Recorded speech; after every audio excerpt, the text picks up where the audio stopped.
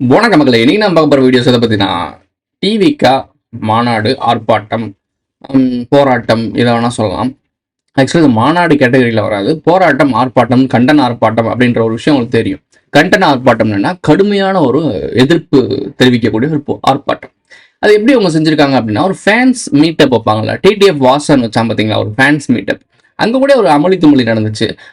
ஒரு ஜஸ்ட் ஒரு இன்ஃப்ளூயன்சர், ஒரு இன்ஸ்டாகிராம் இன்ஃப்ளூயன்சர், ஒரு யூடியூபர், ஓகேவா, ஒரு சாதாரண ஒரு சோர்ஸ் உள்ள பையன், அவனுக்கே அவ்வளோ கூட்டம் கூடுது வெறும் வண்டி ஓட்டி இது பண்ணதுக்கு. ஸோ அதே மாதிரி ஒரு ஃபேன்ஸ் மீட்டப் தான் அவங்க வச்சுருக்காங்க. ஸோ இந்த ஆர்ப்பாட்டம் மாநாட்டத்தை நான் எப்படி பார்க்குறேன் அப்படின்றது தான் இந்த வீடியோவில் பார்க்க போகிறோம். வாங்க வீடியோக்குள்ள போகலாம். உங்களை நேரில் சந்திச்சு முறையிடுற நிலைமை உண்டாகும். அப்படி ஒரு சூழலை நீங்க உருவாக்க மாட்டீங்கன்னு நான் நம்புறேன். அதையும் மீறி அப்படி ஒரு சூழல் வந்துச்சுன்னா நான் ஃபேஸ் பண்ண தயாரா இருக்கேன்.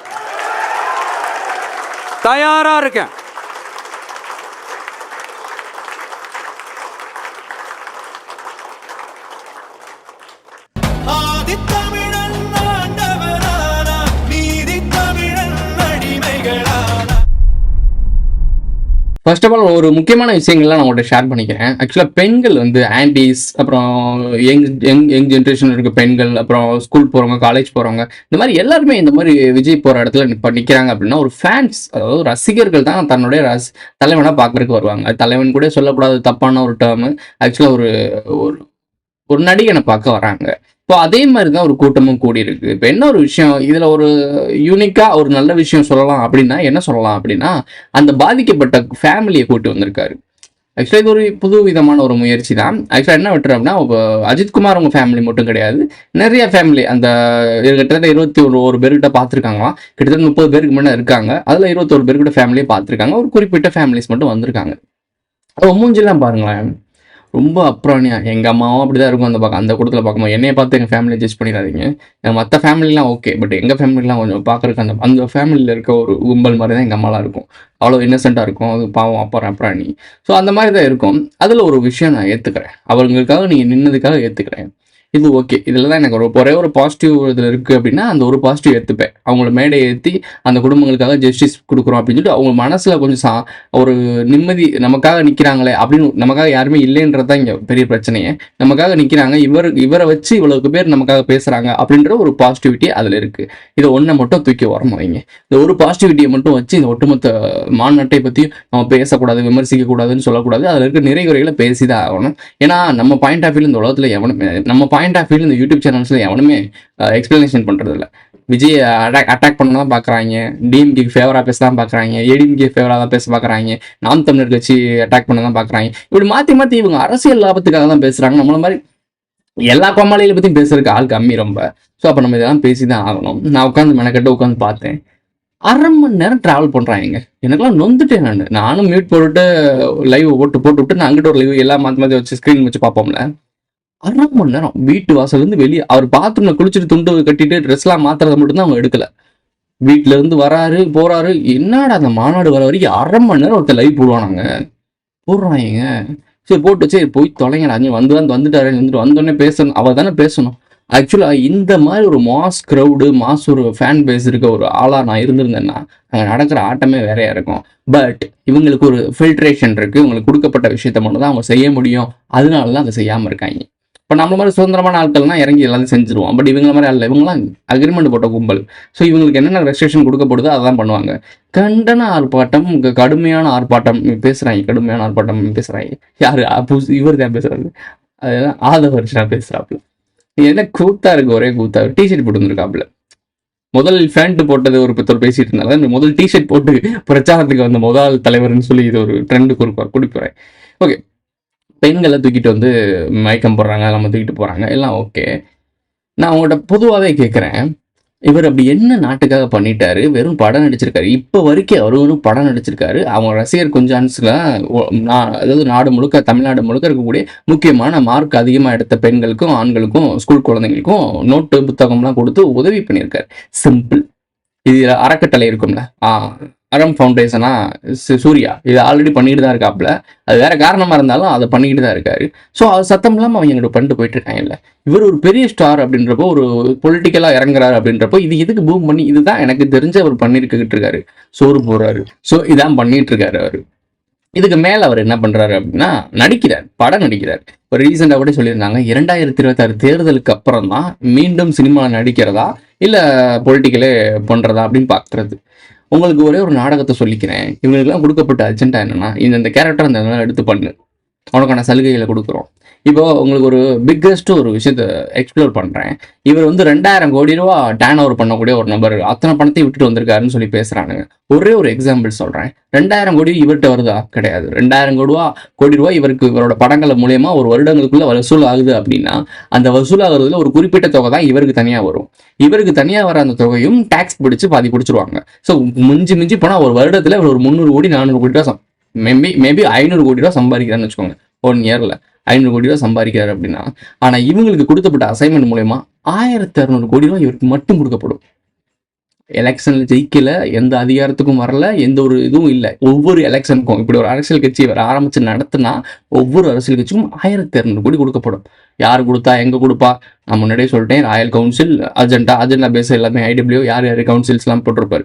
அங்க கட்டளைகள் வரும், அது அப்படியே பிறப்பிக்கப்படும். இங்க இருக்கக்கூடிய அந்த 3 எழுத்து கூட்டத்திட்ட அசைன்மெண்ட் வரும்.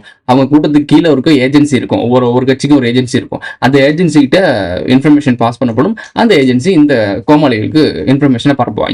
இவ்வளவுதான் நடக்குது. சரி, ஓகே, மேல போலாம். அங்க வந்து முக்காவாசி பேருக்கு இதோட பர்பஸ் என்ன, எதுக்காக வந்திருக்கோம்லாம் தெரியாது. விஜய் கட்சியில இருக்கோம், விஜய் எலெக்ஷன் இருக்கோம், வந்து லைவ் போடுவோம், நம்ம ஃப்ரெண்ட்ஸ்லாம் காட்டுவோம்.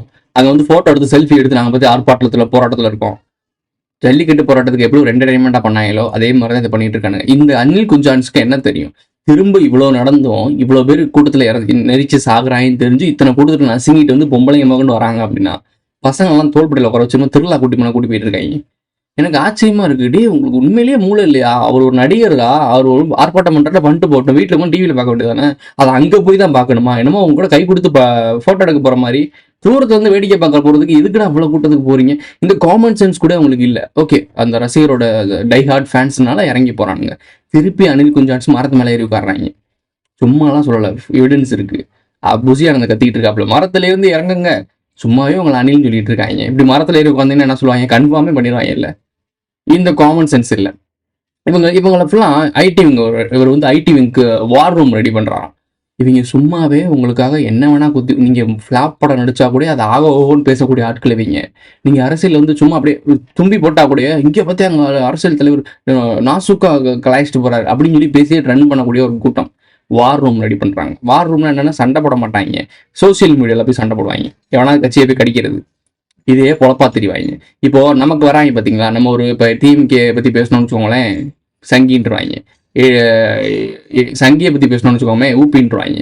இவங்களுக்கு இதை தவிர்த்து வேற எதுவுமே தெரியாது. இன்னொன்னு ஒரு குரூப் என்ன சொல்லுவோம், ஏடிஎம்கே பேசணும்னு வச்சுக்கோங்களேன், தம்பின்ட்டுருவாங்க.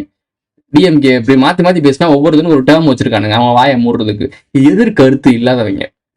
அதாவது நம்ம ஒரு கருத்து வைக்கிறோம் அப்படின்னா, அந்த கருத்துல என்னென்ன பாசிபிலிட்டி இருக்கு, இது ப்ரோ, இது ப்ரோன்னு சொல்லி கருத்து தர்க்கம் பண்ணுவாங்கல்ல. அதாவது வாதாடுறதுக்கு எவனும் கிடையாது. கமெண்ட்ல வந்து அதுக்கு எதிர்கருத்து வைக்கிறதுக்கு எவனுக்குமே திராணி இல்லை, தற்கொலை இல்லை.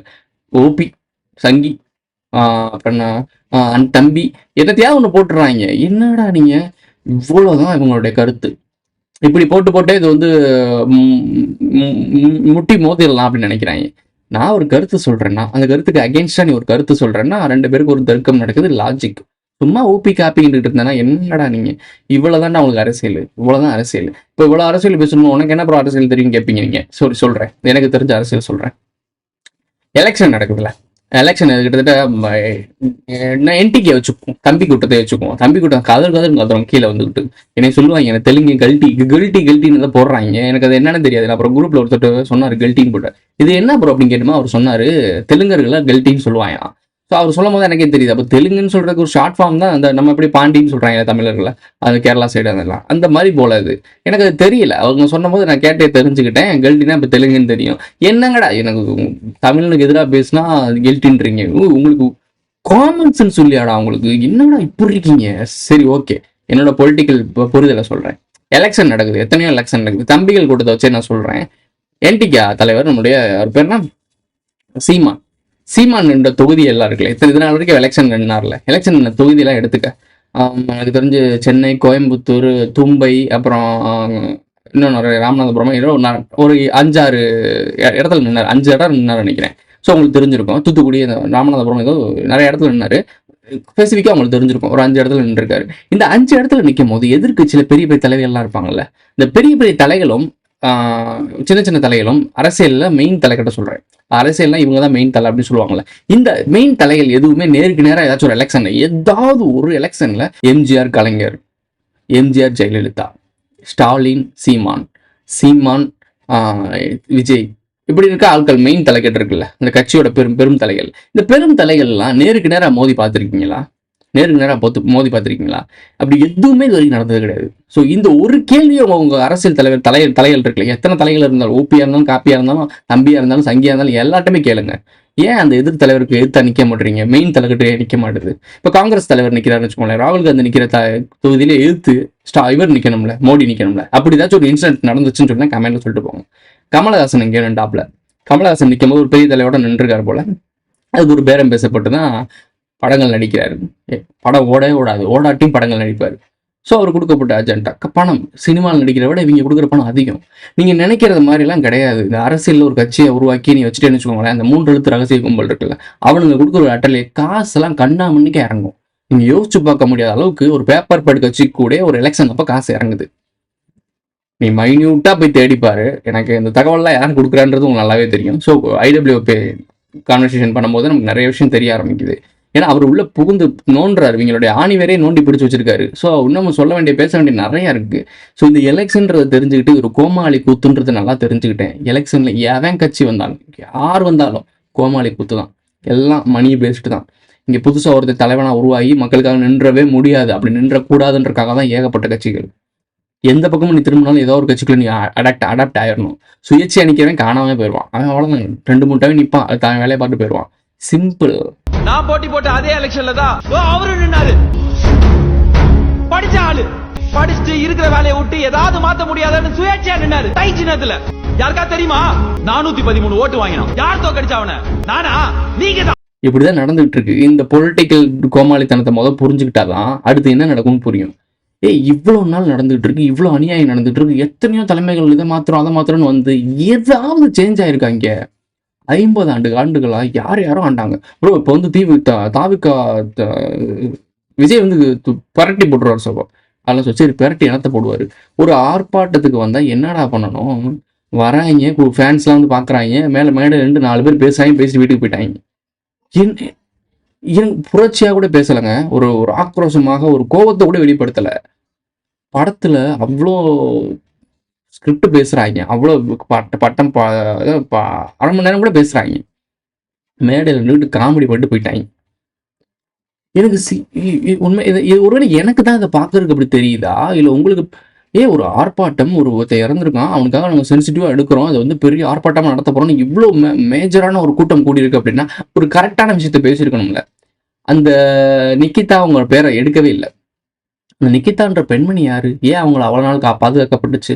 அவங்கள பாதுகாக்கிறதுக்கு அப்புறம் பேசப்பட்ட பிறகு அவங்கள தூக்கிட்டு வெளியே வந்தீங்க.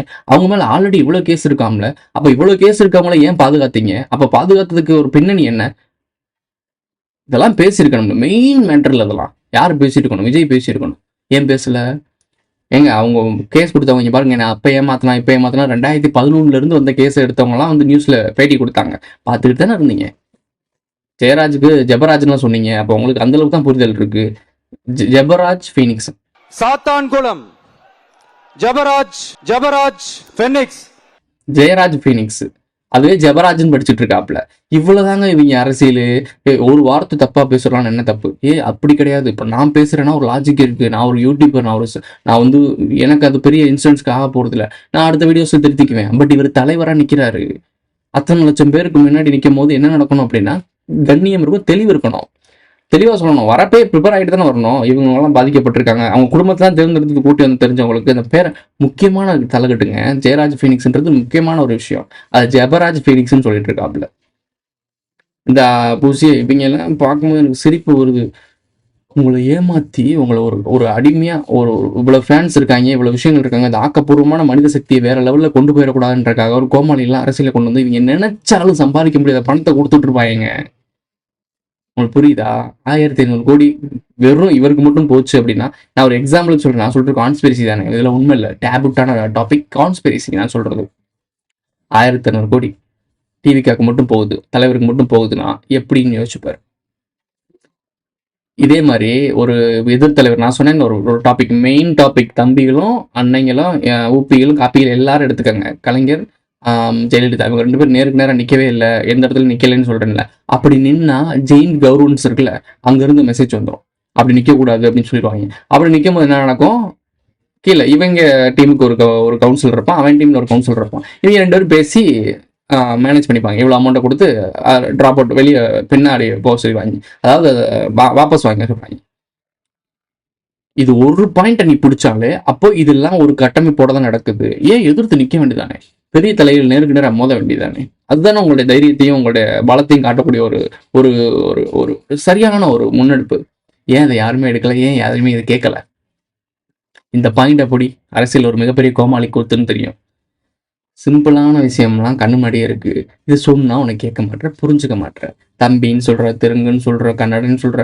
ஏய், நான் என்ன வேணா 2 போறேன்டா, நான் என்ன வேணா 2 போறேன். நான் சொல்ற விஷயம் கரெக்டா இல்லையா தான் பார்க்கணும். நீ என் பின்னாடி இருக்குது என்ன, என் நெத்தியில் இருக்குது என்ன, என் பேருக்கு பின்னாடி இருக்குது என்ன, என் கேஸ்ட் பேர் என்ன. இன்னொருத்தெல்லாம் நான் ஏதோ ஒரு வீடியோ சொல்லியிருப்பேன்ல, நான் ஒரு தேவர் கம்யூனிட்டி மரவர் சொல்லியிருப்பேன்ல. இதில் என்ன சொல்லிட்டாங்க, நான் அந்த நாடார் அவங்கள பற்றி பேசினோன்னே என்ன சொல்லிட்டாங்க அப்படின்னா, நீ வந்து தேவர் கம்யூனிட்டியில் யாருமே சிஎம் ஆகலன்றக்காக நீ இந்த வெறுப்பில் பேசுகிற. இவ்வளோதான்டா உங்க அறிவு, இவ்வளோதான் உங்க அறிவு. சொல்றதுக்கு ஒண்ணுமே இல்லை. ஒரு பாட்டு ஒரு போர்டை பிடிச்சி ஸ்கூல் பிள்ளை மாதிரி நின்று போறாரு விஜய் தான். போட்டோ பாரு, சிரிப்பு தான் வருது எனக்கு. இவரை நம்பியாடா நீங்க எவ்வளவு பேர் நிக்கிறீங்க?